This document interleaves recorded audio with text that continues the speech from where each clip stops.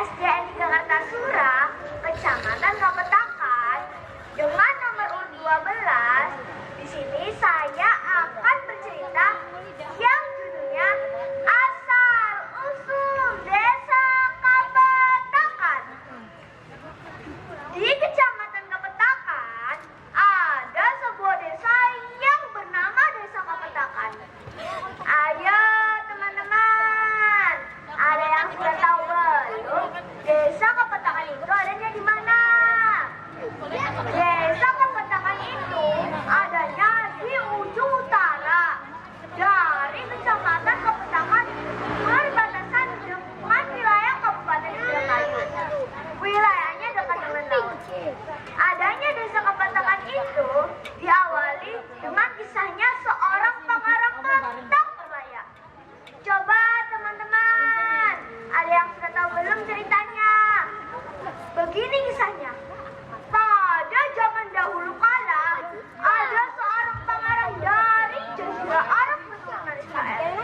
Pangeran itu gemar bepergian jelajah ke negara, berlayar, berkeliling ke berbagai negeri, menggunakan perahu layar bersama anak buahnya.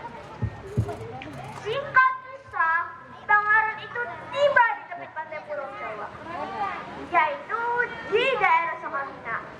Di situ banyak perahu nelayan yang berhenti dan berjajar untuk menjual ikan hasil tangkapannya. Pangeran dengan anak buahnya ikut berlabuh dan berhenti di tepi pantai bersama para nelayan setempat, sembari menambatkan perahunya. Para nelayan itu turun mendarat, tapi pangeran tetap di atas perahunya sambil melihat kambing, yaitu sejumlah para pemudi dan pemuda yang sedang bercengkrama, bersendau-gurau. Singkat kisah, pangeran Petak turun mendekati kambing yang tujuannya untuk mengenalkannya kepada para pemuda dan pemudi tersebut. Karena ketampanan Paris Pangeran Petak, tidak perlu waktu lama, Pangeran Petak dikenal oleh warga Sakamina. Pria dan wanita ingin berteman dengan Pangeran Petak. Suatu hari, Pangeran Petak mengajak para pemuda dan pemudi untuk bermain ke rumahnya. Adanya ajakan tersebut, para pemuda dan pemudi berdatangan di kediaman Pangeran Petak. Hidangan dan minuman pun disediakan oleh Pangeran Petak. Saking asiknya ngobrol dan bercengkrama, tak terasa waktu sudah malam. Jadi tamu-tamunya itu tidak pada pulang, tapi nginap bermalam di rumah Pangeran Petak. Suatu hari, warga Sakamina geger, heboh karena banyak orang tua yang kehilangan anak-anak. Kabar tersebut sampai terdengar oleh Dewi, yaitu Syekh. Syekh penting boleh mengawasi dan mewaspadai para penduduk yang pergi ke tepi sungai. Ki Gede Buka kaget, bukan anak kepala, karena yang dilihatnya para penduduk yang pergi ke tepi sungai itu pada turun dan berbau menjadi buaya dan menghilang. Adanya peristiwa tersebut, Ki Gede Buka berpesan untuk tidak menceritakannya kepada orang lain. Suatu hari, Ki Gede Buka memberi larangan kepada warga untuk tidak berpergian ke tepi sungai. Tetapi larangan tersebut tidak dipatuhi oleh warga. Penduduk masih berpergian ke tepi sungai. Karena peristiwa tersebut sangat meresahkan warga, namun warga tidak dapat dilarang. Dengan terpaksa, Ki Gede Buka menceritakan adanya kejadian tersebut kepada Sunan Gunung Jati. Sunan Gunung Jati menyimpulkan bahwa yang menjadi penyebab dalam huru hara Sakamina itu pasti Pangeran Petak. Suatu hari, Sunan Gunung Jati mengadakan sayembara yang isinya bagi siapa saja yang dapat mengalahkan Nyimas Baghdad dalam perkelahian akan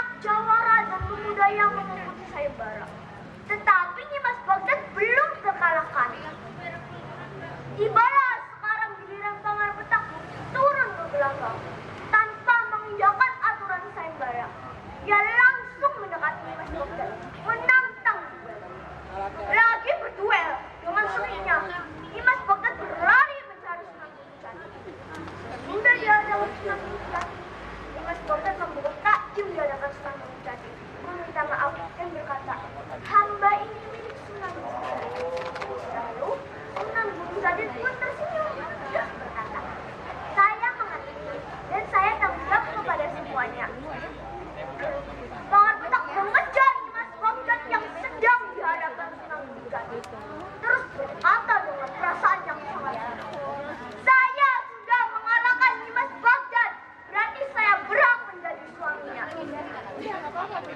Sunan Gunung Jati berkata menenangkan Pangeran Betak, "Bu, nanti dulu, sabar.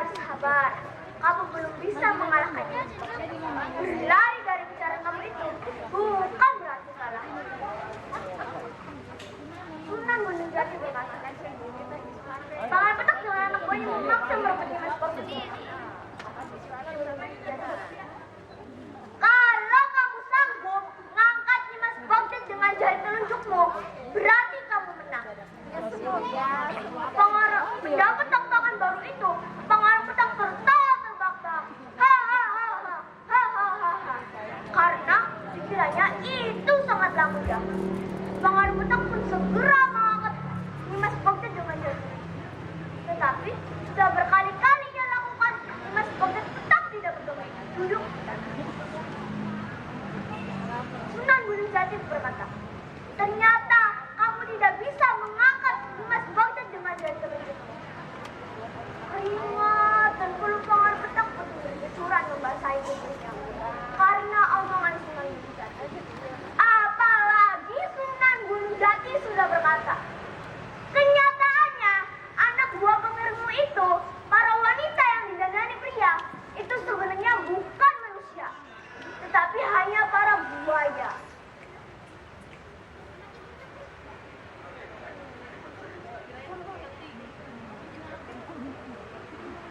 Akhirnya Pangeran Betak sujud bersimpuh di hadapan Sunan Gunung Jati, meminta maaf dan merasa kalah. Sunan Gunung Jati mengampuni kesalahan Pangeran Betak, terus berkata, "Jangan ulangi lagi semua perbuatan ini.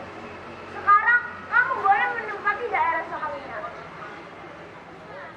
Para hadirin sekalian, daerah Sakamina itu sekarang dinamai Desa Kapetakan.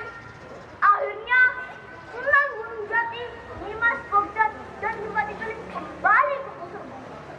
Ayo teman-teman, pusar bumi itu adanya di mana?